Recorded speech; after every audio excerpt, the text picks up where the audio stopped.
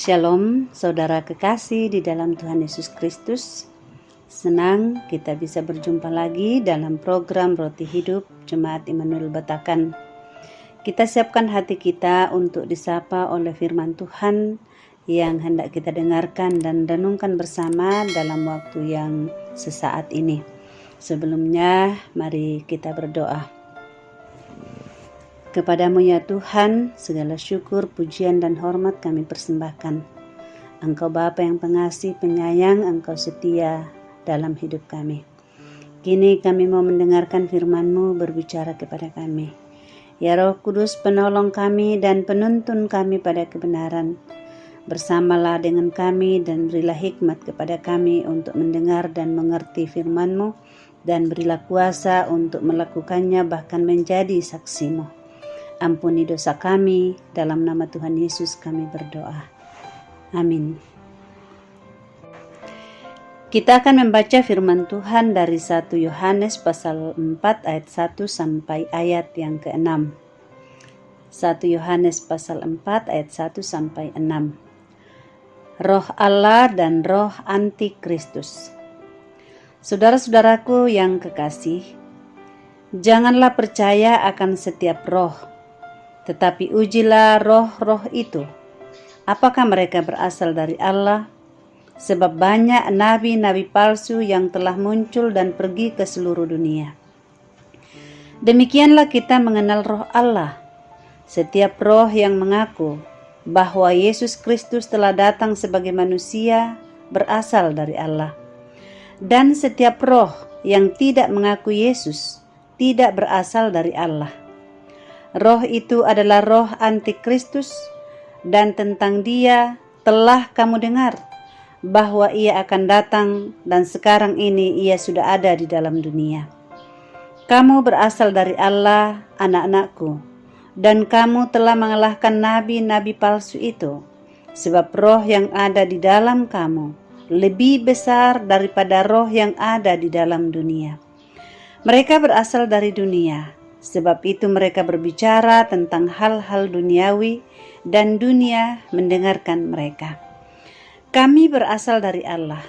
Barang siapa mengenal Allah, ia mendengarkan kami. Barang siapa tidak berasal dari Allah, ia tidak mendengarkan kami. Itulah tandanya roh kebenaran dan roh yang menyesatkan. Amin. Ujilah setiap roh. Sekarang ini banyak penipuan terjadi dan terus berkembang dalam berbagai cara.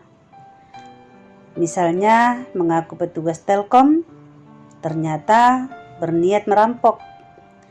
Mengaku seorang sales dari perusahaan tertentu, ternyata penjual barang tiruan. Mengaku seorang pengasuh anak, tapi ternyata penculik anak. Dan masih banyak lagi bentuk lainnya. Untuk menghindarinya, biasanya kita menanyakan kartu identitas mereka. Namun itu pun tidak menjamin terhindar dari penipuan. Kita harus menanyakan keaslian tanda pengenal tersebut kepada instansi yang bersangkutan. Betapapun sulitnya menguji status dan identitas seseorang, masih lebih mudah dibandingkan menguji roh. Apakah seseorang berasal dari Allah atau bukan? Siapa saja yang bukan dari Allah adalah nabi-nabi palsu yang tidak menyuarakan kebenaran, karena mereka tidak mengakui Kristus. Mereka berbicara mengenai dunia kepada dunia dan dunia mendengarkan mereka. Sebaliknya, siapa yang berasal dari Allah pasti mengakui Yesus Kristus dan menyuarakan kebenaran. Dunia memang tidak mau mendengarkan, tetapi orang-orang yang mengenal Allah mau mendengarkannya. Lalu bagaimana kita menguji seseorang dari Allah atau bukan? Seseorang bukan dari Allah akan melakukan segala sesuatu untuk menyenangkan dunia. Mengikuti cara dunia, menceritakan yang enak didengar telinga, menjanjikan sesuatu kenikmatan dengan cara mudah, memanipulasi kebahagiaan, mencemarkan hidup demi kepuasan, dan tidak menghargai hidup pemberian Tuhan. Semuanya ini tidak mungkin dilakukan oleh anak-anak Allah yang senantiasa memikirkan, mendengarkan, mengajarkan, melakukan, dan mengatakan yang benar. Anak-anak Allah dan nabi-nabi palsu memang tidak pernah bersatu. Keduanya akan selalu berperang. Namun anak-anak Allah telah mengalahkan nabi-nabi palsu karena roh Allah lebih berkuasa dari roh dunia. Anak-anak Allah tidak perlu takut menghadapi nabi-nabi palsu. Bila tetap memberitakan firman Tuhan dengan keberanian dan kekuatan Roh Kudus, kita tidak perlu takut dengan nabi-nabi palsu. Kemenangan bukan berasal dari kekuatan diri kita dan bukan merupakan kemenangan fisik, tetapi kemenangan rohani karena Allah sendiri yang telah dan sedang dan tetap bekerja melalui kita, bahkan berperang bagi kita terhadap kuasa-kuasa jahat. Saudara-saudara, peperangan rohani melawan nabi-nabi palsu tak membutuhkan kekuatan fisik, tetapi ketahanan iman dan keyakinan akan kuasa firman Tuhan dalam hidup anak-anaknya. Firman Tuhan mengatakan bahwa roh yang ada di dalam kamu lebih besar daripada roh yang ada di dalam dunia. Dan tugas kita, saudara-saudara, adalah menguji roh itu. Apakah roh itu dari Allah atau mungkin roh jahat? Namun pertanyaannya adalah bagaimana kita dapat mengetahui itu roh Allah? Bagaimana kita dapat mengujinya? Selain dari yang kita baca dalam bacaan kita tadi, hal yang terpenting yang harus kita buat adalah perdalam firman Tuhan. Pelajari kehendak Tuhan dengan baik dan dengan benar. Minta Roh Kudus untuk selalu menolong kita mengerti kehendaknya, selalu menuntun kita pada kebenaran dan membuka hati kita seluas-luasnya dan memberikan diri kita, hidup kita sepenuhnya dituntun oleh Roh Kudus. Kiranya oleh pekerjaan Roh Kudus firman ini memberkati kita, bahkan kita semakin sadar akan hidup yang kita jalani di tengah-tengah dunia ini, bahwa tanpa tuntunan Roh Kudus kita tidak dapat berbuat apa-apa. Tanpa tuntunan Roh Kudus kita bisa sesat, tetapi puji syukur kepada Allah Bapa kita dan Yesus Kristus yang telah mengaruniakan Roh Kudus kepada kita. Amin. Mari kita berdoa. Ya Roh Kudus, terima kasih, kami tahu dan percaya kepadamu bahwa Engkau adalah Allah. Engkau sendiri yang ada bersama dengan kami saat ini, bahkan menuntun perjalanan kehidupan zaman dunia ini sampai kepada Kristus datang kembali untuk kedua kalinya. Terima kasih buat firman-Mu dan berikanlah kepekaan kepada kami untuk mengerti dan memahami, menguji setiap roh.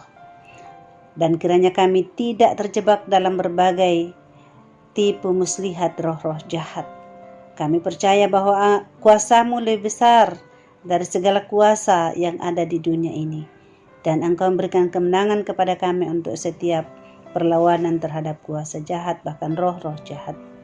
Terima kasih Tuhan, berkati semua pendengar firman-Mu saat ini dimanapun mereka berada, masing-masing dalam kehidupan mereka.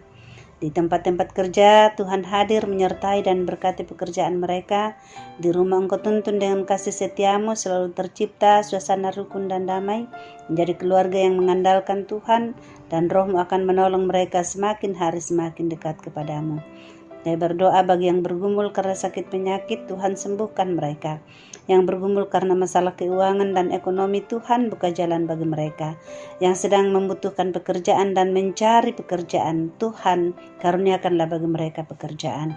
Terima kasih Bapa di surga, berkati anak-anak kami yang sementara mengikuti ulangan maupun ujian dalam minggu ini. Biarlah mereka semua dapat belajar dengan baik, mereka boleh berhasil dalam studi mereka. Kami tahu dan meyakini bahwa masa depan mereka sungguh ada di dalam tangan Tuhan. Terpujilah Engkau Bapa dalam surga. Ini doa kami, di dalam nama Tuhan Yesus Kristus kami berdoa dan bersyukur kepadamu. Amin.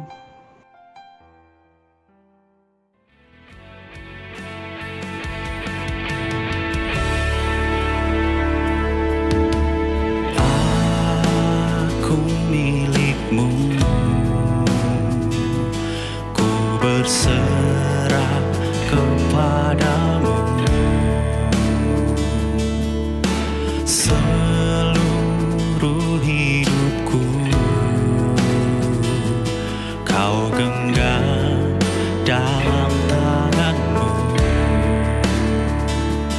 Ini hatiku hanya untukmu. Ini jiwaku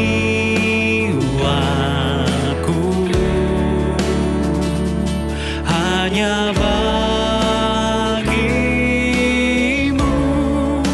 Tuhan, kau Allahku, Bapa dan Rajaku. Tak henti di setiap nafasku, ku kan menyembahmu selalu. Ku bawa hidupku ke atas mezbahmu. Tak henti di setiap langkahku, ku kan mengikutimu selamanya.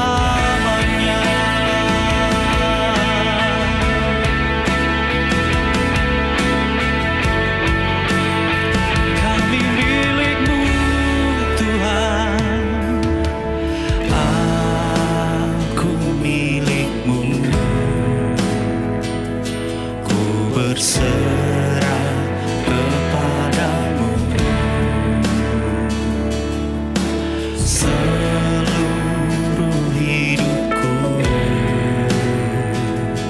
kau genggam dalam tanganmu. Ini hatiku hanya untukmu. Ini jiwaku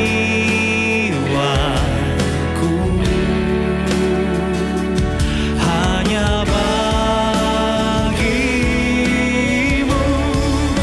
Tuhan, kau Allahku, Bapa dan Rajaku. Tak henti di setiap nafasku, ku kan menyembahmu selalu.